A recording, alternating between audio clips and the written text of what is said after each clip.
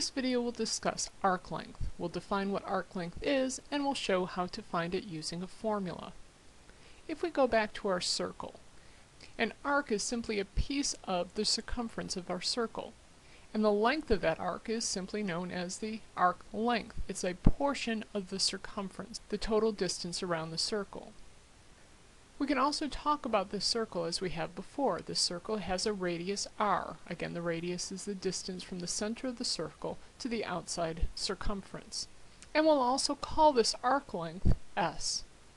We can talk about a central angle theta that is formed by this arc length s. And there's a relationship between these three. That is, the length of the arc length s is equal to the length of the radius times that central angle. We can also say this in words as such.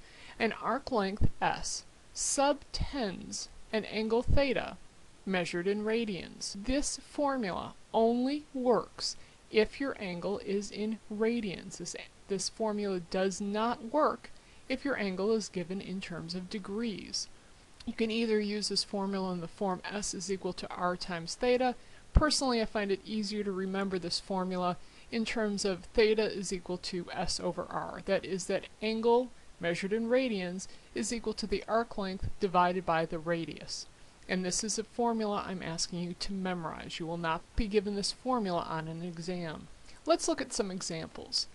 If I ask for the angle subtended by an arc length of 7 inches, given that the radius of a circle is 5 inches, how would we go about solving this? Well, we remember our formula, theta is equal to s over r. And reading the problem, we can see the arc length s is equal to 7 inches, and the radius of the circle is 5 inches. So we simply put that into our formula, and come up with our angle of theta equaling 7 over 5. Remember, this is in radians. Just because there's no pi there doesn't mean this is degrees. 7 divided by 5 is our answer in radians. And I think this example really demonstrates why we talk about radians being a unitless measure. If theta is equal to 7 inches divided by 5 inches, we see that the inches reduce out, so radians are a unitless measure.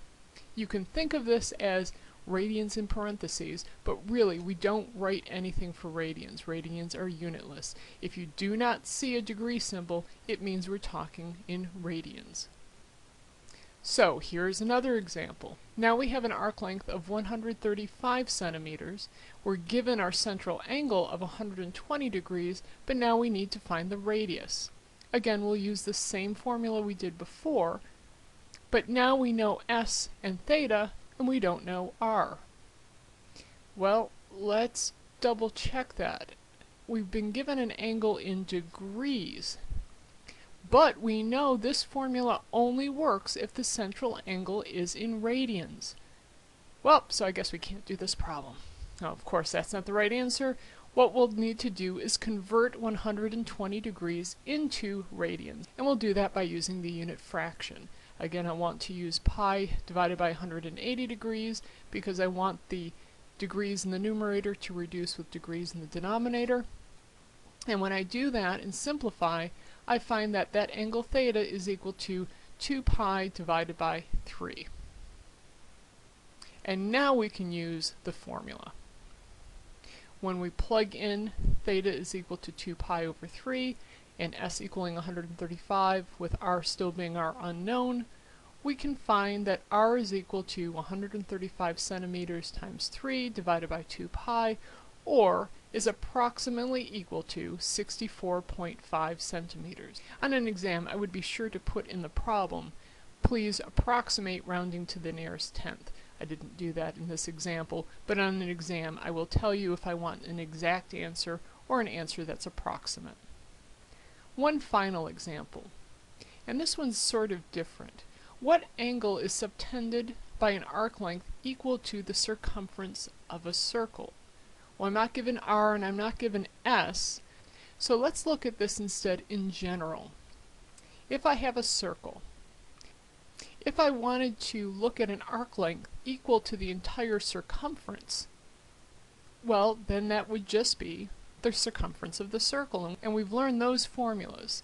The circumference of the circle is just equal to pi d. Since my formula I'm going to be using has r in it, I think I'll use the form of the formula c is equal to 2 pi r. Remember, the radius times 2 is just equal to the diameter.